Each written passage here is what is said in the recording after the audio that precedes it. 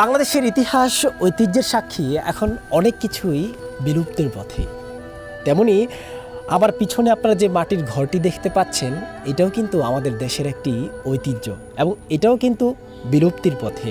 প্রিয় দর্শক শ্রোতা মণ্ডলী, আমার পিছনের ঘরটির বয়স প্রায় 100 বছর।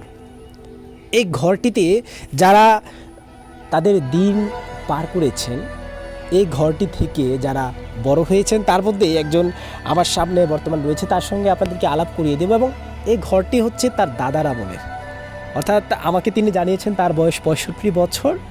এই ঘরটি তার দাদার আমলের, অর্থাৎ দাদাদের প্রতিষ্ঠিত এই ঘরটি। তারা কিন্তু এই ঘরটিতে থেকেছেন। পরবর্তীতে তিনি নিজেও কিন্তু এরকম মাটির ঘর তৈরি করেছেন। তবে এই মাটির ঘর তৈরি করার অভিজ্ঞতা, থাকার সুবিধা অসুবিধা এগুলো কি, সেগুলো জানবো এই চাচার কাছ থেকে। চাচা, আপনি কেমন আছেন এবং আপনি আমাদেরকে এই বিষয়টি একটু জানান। নিজের হাতে আমি মাটির ঘর বানাইছি এবং এটা প্রথম পানি দিয়ে কাদা করতে হবে। কাদা করে পরে তুল দিয়ে পরে এটা পাইরা মিকমিক করে পরে 4-5 দিন রাখে, এরপরে গিয়ে এটা কোড়ার মধ্যে দিতে হয়। এইরকম স্তরে স্তরে 1 হাত করে উর্দু করে উঠাইতে 8 হাত 10 হাত উঠানো যায়। শুকাইলে পরে উঠাইতে হয়। এটার মধ্যে কি কি ব্যবহার করা হয়? এটার মধ্যে ধানের তুষ ব্যবহার করা হয়, আনলে অন্য আর কিছু ব্যবহার করা হয় না, শুধু ধানের তুষ। মাটি আর হচ্ছে ধানের তুষ। মাটি আর ধানের তুষ এটা মিক্সার করে 8 দিন বা 10 দিন এটা কাদা করে পরে রাখতে হয়। রাখতে পরে মাটিটা একটু ইয়ে হয়, এরপরে এটা 1 হাত করে উঠতে হয়। আবার 15 দিন পরে বা 20 দিন পরে আবার এরকমভাবে চানা করে এরপরে তুষ মিশাইয়া এরপরে এটা আবার আরেক হাত দিত হয়। এরকমভাবে স্তরে স্তরে 1 মাসের পর পর একটা কোড়া করে 1 হাত করে স্তর উঠাইতে হয়, আর এটা উপরের দিকে উঠাতে হয়। 8-9 হাত উঠান যায়। এরকম একটা মাটির ঘর তৈরি করতে কতদিন সময় লাগতে পারে? প্রায় 2 মাস। 2 মাস পর যখন মাটির ঘরটি তৈরি হলো, প্রস্তুত হলো, তারপরের দিনই কি আর মানে ইচ্ছা করলে থাকা যায় নাকি আরো রোদে শুকাতে না হবে? না, এটা আপনার এটা 1 হাত করে উঠাইয়া 8 দিন পর পর একটা স্তর স্তর করতে হয়। এরকমভাবে 8 হাত উঠাইয়া এরপরে এটার উপরে আবার টিনের ঘর এবং কাঠ দিয়া কাঠ কইরা এরপরে ঘর বানাইতে হয়।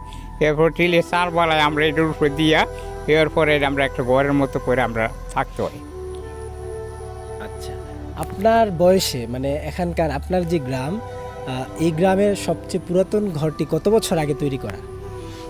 আপনার বয়স যে 65, এর ভিতরে আপনি কোন ঘরটা মানে আপনি জন্ম অবধি দেখতে পাচ্ছেন এখনো আছে, এরকম কোন ঘর আছে কিনা? এই যে ঘরটা আমরা এখনো করতেছি, এটা প্রায় 100 বছর আগের ঘর। এই যে আমার পিছনে যে ঘরটা, পরিদাতাও থেকে গেছে এই ঘরে। অর্থাৎ আপনার জন্মের আগে এই ঘরটি? জন্মের আগে আমরা এই ঘর প্রথম তো আর এই ঘর ছিল না, এইটার ঘর ছিল না, প্রথম ছিল মাটির ঘর। মাটির ঘরে প্রায় 100 বছর আগের এই ঘর। আমার দাদা তারা বসবাস করে গেছে, এরপরে আমার বাবা বসবাস করছে, পরে আস্তে আস্তে এইটার আরম্ভ হয়েছে। আর এই মাটির ঘর এখন আর হয় না, ইট দিয়ে ঘর করা হয়। আচ্ছা, মাটির ঘরে থাকার সুবিধাটা কি কাকা, এটা আমরা একটু জানতে চাই। সুবিধা হইলো এটার মধ্যে থাকলে ঠান্ডা বেশি রকম লাগে এবং মজবুত হয়, শক্ত চোরের ডাকাত থেকে নিরাপদ আছে। ভালো টনকভাবে দরজা লাগাইলে এটার আর ভাঙতে পারে না, এই জন্য এটা একটা নিরাপদ। আচ্ছা, এটা তো শুধুমাত্র মাটি, যখন আপনার অনেক ঝড় বৃষ্টি হয়, তুফান হয়, তখন কি এটা ভেঙে যাওয়ার সম্ভাবনা বা এরকম কোনো কিছু থাকে না? না না, এটা কোনো ভেঙে যাওয়ার সম্ভাবনা নাই, কারণ এটা অনেক শক্ত করে আমরা এটা তৈরি করে এরপরে এটা কোনো মাটির বাতাসে এটা দিয়ে ধরবে না।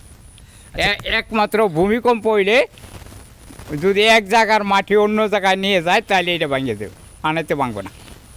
আচ্ছা কাকা, আপনার পরিচয়টা যদি আমাদের দর্শককে একটু আপনি জানাতেন, আপনার নাম এবং আপনার গ্রামের নাম। আমার নাম আখতার হোসেন ফজলু, গ্রামের নাম হলো বিরাজনগর। আচ্ছা, সুপ্রিয় দর্শক শ্রোতা মণ্ডলী, আপনারা শুনলেন যে তিনি একটি মাটির ঘর নির্মাণ করতে কি পরিমাণ সময় লাগে, কি কি উপকরণ লাগে, কতদিন লাগে এবং থাকার যে সুবিধা, সব কিছু কিন্তু আমাদেরকে খুব সুন্দরভাবে বর্ণনা করলেন। মাটির ঘর এখন খুব বেশি একটা দেখতে না পেলেও আগেকার দিনের মানুষ কিন্তু তার কথা মতে মাটির ঘরেই বসবাস করত। এখন হয়তো টিনের ঘর, ইটের ঘর আমরা দেখতে পাই। তবে এই মাটির ঘরগুলো আমাদের দেশের কিন্তু এক একটা ঐতিহ্য, অর্থাৎ আমাদের দেশের মানুষ যে আগে মাটির ঘরে বসবাস করতো থাকতো, এটা কিন্তু একটা ঐতিহ্যের একটি হিসাব এবং তালিকা। হয়তো এখন যে মাটির ঘরগুলো আছে এবং পরবর্তী সময়ে যেহেতু নতুন আর মাটির ঘর হচ্ছে না, সবাই ইট দিয়ে টিন দিয়ে মাটির ঘর নির্মাণ করছে, অর্থাৎ এই মাটির ঘরের আমরা কিন্তু যে ঐতিহ্যটা এটা কিন্তু হারিয়ে ফেলছি। হয়তো আর 20 বছর 10 বছর পর এরকম মাটির ঘর আমরা আর দেখতে পাবো না। তবে না দেখতে পেলেও এই যে আমাদের ঐতিহ্য, এই ঐতিহ্য কিন্তু আমাদের দেশের এক একটা পরিচয় বহন করে। আপনারা এই মাটির ঘর দেখতে চাইলে চলে আসতে পারেন নরসিংদীর শিবপুরে বিরাজনগর গ্রামে। এই গ্রামে আপনারা প্রত্যেকটা বাড়িতেই এরকম একটা একটা করে এরকম মাটির ঘর দেখতে পাবেন।